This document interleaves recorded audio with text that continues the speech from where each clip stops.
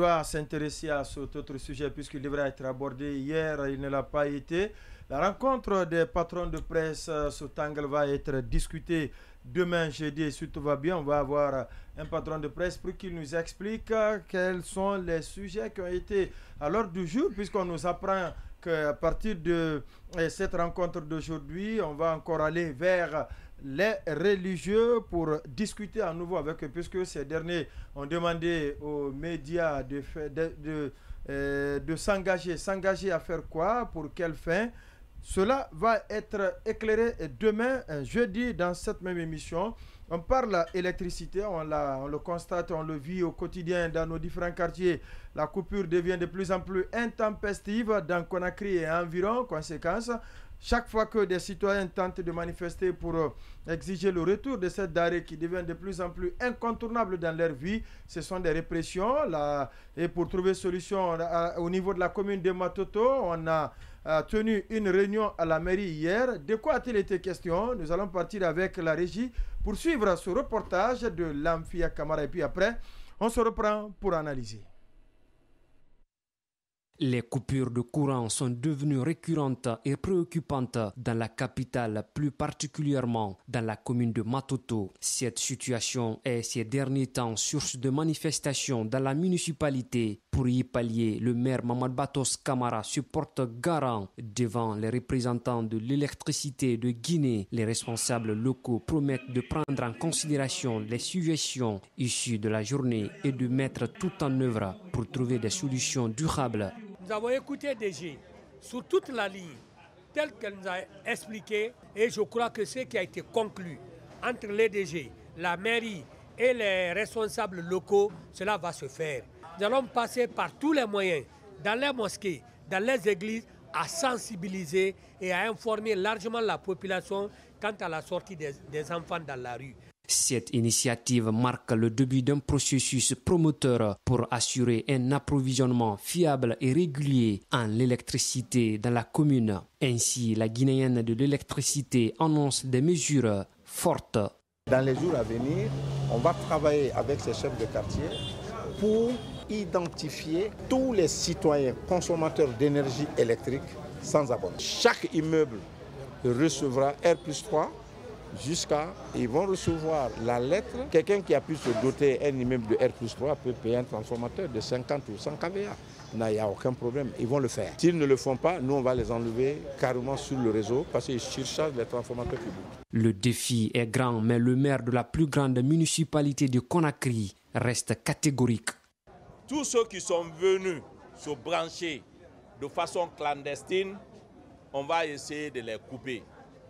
Et tous les citoyens, je dis bien tous les citoyens qui ne sont pas abonnés de façon officielle, on va essayer de les couper. Et les familles qui ne seront pas abonnées ou qui ne sont pas abonnées quand on va passer, ces familles-là seront répertoriées. Et tout mouvement qui va se jaillir dans ce quartier et dans cette zone, la responsabilité de ces familles sera située. Pour ce qui est la ligne, la vétusté de ces lignes de transport, nous avons dit aux responsables de EDG d'y veiller et de prendre toutes les dispositions nécessaires. Cette journée porte ouverte à Matoto a démontré l'importance de la collaboration et de la participation citoyenne dans la recherche de solutions aux problèmes liés à l'énergie. Tous les sujets sur les mines, l'économie, la politique, l'environnement, l'agriculture, vus par nos journalistes.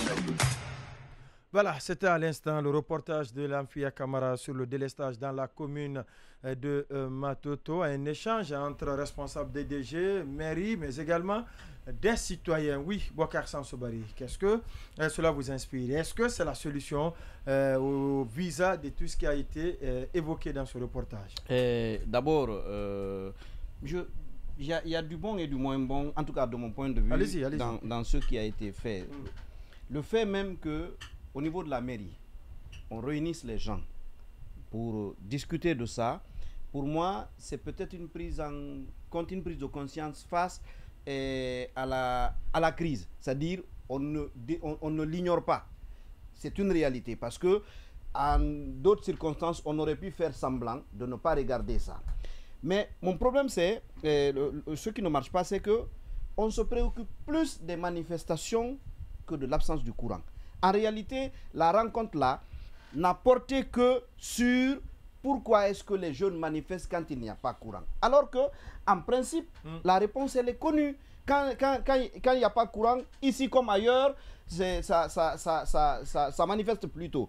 Mais en dehors de ça, quand j'entends que le problème vient des branchements clandestins, je dis, je ne sais pas comment est-ce qu'on pose le diagnostic. Je n'approuve pas du tout les branchements clandestins. Mais à supposer qu'on contraint ceux qui sont clandestinement branchés à se brancher légalement, est-ce que ça change la charge supportée par EDG?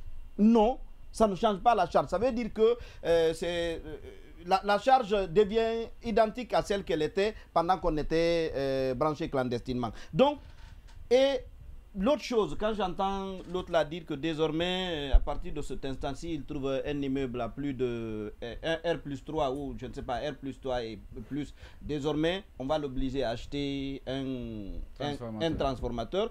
Je ne sais pas comment est-ce que, depuis quand on a légiféré pour dire que c'est comme ça que ça doit se passer. Et vous savez que tout cela résulte de... C'est comme ça on instaure de la dictature, hein.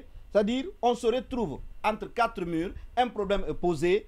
Au lieu de le poser peut-être de manière globale et que ça s'applique pour tout le monde. Exactement.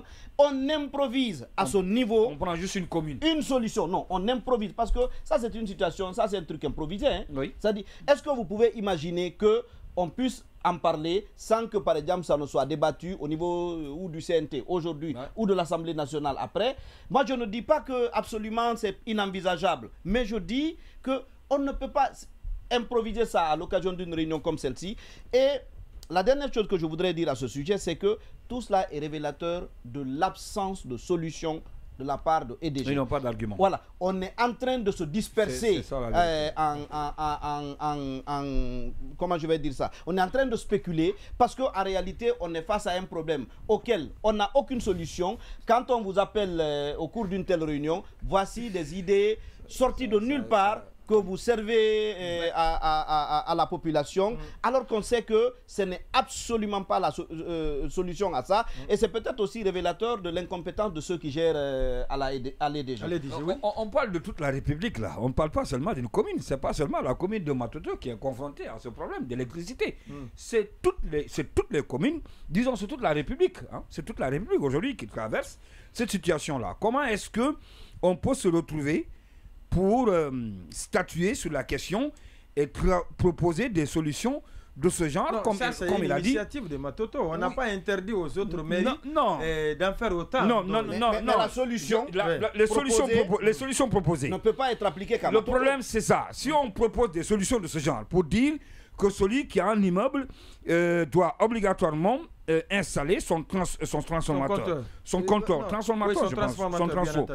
Ou encore les branchements clandestins, ça c'est autre chose, je ne sais pas. Ça, s'il faut lutter contre ça, je pense que ce n'est pas seulement la commune de Matoto. La direction générale de EDG, c'est à elle de prendre toutes ces dispositions-là, en complicité peut-être, ou encore en complémentarité avec les autorités qui sont en charge de la sécurité, pour faire un nettoyage, un balayage dans les quartiers, dans les communes, pour voir qui est branché clandestinement et qui ne l'est pas, pour faire un recensement. C'est un travail qui ne revient pas à la commune de Matoto. C'est un travail qui revient à la direction générale de EDG. Mais malheureusement, jusqu'ici, comme on le dit souvent, il n'y a aucune communication aussi qui s'est faite de ce côté concernant justement ces coupures. Je pense que s'il y a des solutions qui doivent être prises de ce genre, ce n'est pas seulement parler de ça au niveau de la commune de Matoto, mais plutôt parler de ça au niveau de la direction générale de EDG. Oui, Lamine Moïmassi, c'est les coupures intempestives. Non, je crois que ça c'est une solution, mais que je ne suis pas d'accord avec Sanso qui dit que ce n'est pas une solution. C'est une solution, mais certainement ce n'est pas la solution. Ça va passer par l'afforcement. La sensibilisation, c'est du rôle de l'EDG. Il y a même direction chargée de la sensibilisation. Parce que quand vous sensibilisez, autant il y a moins de branchements clandestins, il y a plus de recettes pour l'EDG et c'est ce qu'on demande à l'EDG. Quand il y a plus de recettes, ça permet à l'EDG de faire face à d'autres obligations, notamment l'achat des transformateurs dans les quartiers. Parce des intrants, c'est ce que réclament beaucoup de quartiers qui n'ont pas de transformateurs. Chaque surcharge fait péter. Absolument. Et même le réseau, ça peut permettre à l'EDG de faire face à la vétusté. Voilà, donc du réseau de transport notamment.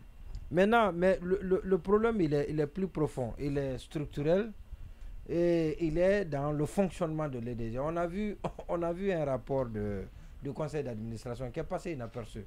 Mais le conseil d'administration a été mais oui, mais très accablé. On a même commenté ça ici dans ce studio. Mais le conseil d'administration a accablé et on m'a dit que le président du conseil d'administration est pourtant un ami au directeur général de l'EDG. Parce qu'ils étaient ensemble là-bas au grand projet. Donc ils se connaissent bien. Malgré qu'ils aient des relations d'amitié très profondes, il ne s'est pas empêché, quand il s'est agi de prendre ses responsabilités, de dire que ça ne va pas. Et cette autopsie-là, ce n'est pas une autopsie qui concerne les actions antérieures. Et parce que l'EDG, avant l'arrivée, il faut le reconnaître, l'EDG était en état de mort. Parce que l'EDG était tellement endetté et l'EDG n'était même pas, les états financiers de l'EDG n'étaient pas adaptés. Et c'était sous réserve parce que ça doit fonctionner. Et comme c'est l'État le seul actionnaire, donc c'est l'État seul qui met l'argent. Et c'était un pilotage à vue. C'était une gestion qui se passait comme ça. Maintenant, et on a dit à l'actuel directeur qu'il gère mal, qu'il gère très très mal. Aussi bien dans la structure de l'EDG que dans le fonctionnement et dans la gestion des ressources. On lui a dit, cela lui a été dit dans le rapport, mais c'est passé comme ça, on n'a pris aucune disposition, on l'a laissé. Et puis voilà, donc on nous dit que c'est un grand cadre, qu'il était au grand projet, il a fait ceci, il a fait cela. Mais depuis qu'il est arrivé, coïncidence ou pas, mais depuis qu'il est arrivé, les choses sont en train de s'empirer, les choses ne sont pas en train de s'améliorer. Et donc on peut bien évidemment, et à juste raison, interroger les appréciations qui ont été faites par les spécialistes, par ceux qui sont fondés à le faire. Parce que celui qui est d'abord fondé à faire une appréciation sur une entité étatique, c'est le conseil d'administration. Le conseil, il est mis pour ça. Il est mis pour ça. Le conseil dit que c'est pas bon, que c'est pas du tout bon, que le directeur doit partir. Et parce que quand on dit que c'est pas bon, il y a un trou dans la gestion, que même dans le fonctionnement, dans la gestion financière, dans la gestion des hommes, bref, dans le fonctionnement de l'entreprise, que c'est pas du tout bon. Alors qu'on me dise que le monsieur, il est aspergé d'éloges et que cela doit lui valoir une promotion ou un maintien à son poste. C'est ce qui s'explique avec le DG de l'EDG. Il n'y a pas de courant. Il ne faut pas qu'il nous explique ça par autre chose. Il n'y a pas de courant parce que le directeur est incompétent. Ce n'est pas moi qui l'ai dit, c'est le conseil d'administration. Et nous, on le constate à travers la fourniture d'électricité. Et même avant ça, le cas de Lampander, vous avez vu ce qui se passe avec le président lui-même? Quand il a appelé les DG, vous vous souvenez? Il les a appelés au palais. Quand il a passé les DG à l'interrogatoire, et après, il s'est rendu compte que l'argent a été financé pour les lampadaires. Et jusqu'à présent, les lampadaires ne sont pas encore totalement installés. Et donc, il a interpellé lui-même sur le champ et il dit que d'ici le samedi, dans une semaine... Il ne s'allume plus. Oui. Il dit dans une semaine, il veut voir les lampadaires allumés. Mais il n'a pas vu les lampadaires allumés. Non, on a tiré les câbles en haut. On est parti prendre les anciens lampadaires, des vieux lampadaires. On les a plantés parce que le président l'a dit, comme il paraît qu'il sortait nuitamment, qu'il sortait nuitamment pour voir de visu. Et après, maintenant, on a encore arraché.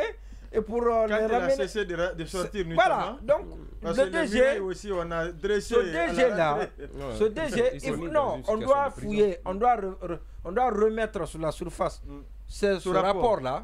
Il faut qu'on travaille sur ce rapport. Il reste 30 secondes. Oui, moi je ferai juste 20 secondes. Oui, 20 secondes, il y aura 10 secondes aussi. Alors ce que moi je vais dire, c'est un peu la période choisie pour passer faire ces campagnes. Vous savez, lorsque vous ne remplissez pas vos devoirs, il est très difficile de venir vers les citoyens pour leur dire de s'exécuter. Quand vous choisissez au moment où il n'y a pas de courant, où les gens sont choqués, où ils peuvent faire des heures ou toute une journée sans électricité, vous venez en ce moment pour dire que vous voulez lutter contre les branchements clandestins, c'est un problème. Je pense qu'il faut poser les vrais diagnostics, trouver les solutions, donner le courant et après, on peut bien revenir, maintenant rétablir les choses tel que ça doit passer. Mais pendant qu'on est dans une crise, vous allez créer une autre crise qui va aussi engendrer une autre crise. Ce n'est pas normal. Réglons les problèmes et derrière, on peut réclamer les droits. Allez-y. Moi, je dirais juste, pour être très bref, on manque de courant. Le directeur de l'EDG est un incompétent. Il faut le démettre et mettre aux arrêts tous ces parrains. Tous ceux qui parrainent ce directeur sont à l'image de ce directeur. C'est un groupuscule de médiocres. Donc, non, il y a des ministres qui sont là-bas. Mais c'est évident. Vous savez, pour optimiser, pour rendre EDG optimal, je pense qu'il faut d'abord revoir la situation du personnel de EDG. Ces branchements, ces clandestins qu'on dénonce là. Parce que le modèle le plus habitué ou le mieux habitué aujourd'hui, c'est avec le cas de la SEC, le directeur général de la SEC qui a réussi à détecter combien de millions ou combien de milliers de cas de branchement clandestin. Mais vous venez à l'EDG, tous les travailleurs de l'EDG sont des stagiaires. Mais des gens qui sont mal nourris, mal logés, mal pris en charge. Vous pensez qu'ils vont veiller voilà. Non, l'EDG ne pourra pas être optimal dans ce sens.